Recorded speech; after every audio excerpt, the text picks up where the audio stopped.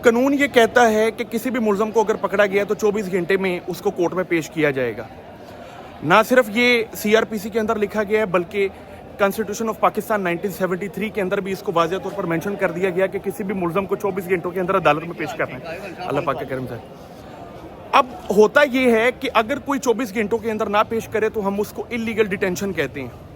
Illegal detention को रोकने के लिए हम अमूमी तौर पे हेबियस फाइल करते हैं, बेल ऑफ अपॉइंट करवाते हैं और बेल ऑफ अपॉइंट करवा कर हम थाने के अंदर उस पर्टिकुलर बंदे को रेस्क्यू करते हैं। लेकिन कई मरतबा बेल ऑफ नाकाम हो जाता है और सिर्फ इस वजह से नाकाम होता है कि या तो बंदा थाने में नहीं होता या गिरफ्तारी पड़ चुकी होती है।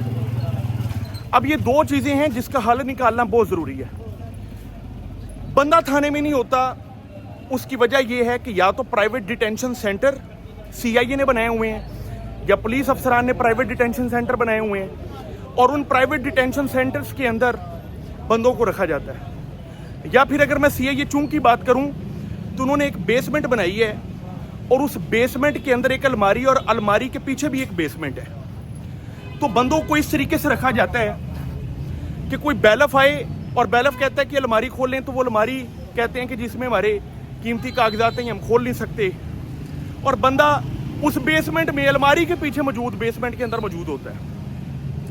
अगर मैं दूसरी तरफ बात करूं कि बंदा नहीं मिला तो प्राइवेट डिटेंशन सेंटर हैं, हर थाने के साथ एक बिल्डिंग है जहां पर बंदों को रखा जाता है।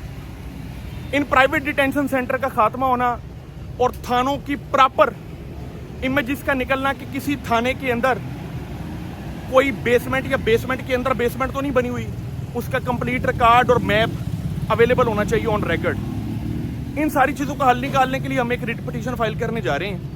आप तमाम दोस्तों की दुआओं की ज़रूरत है।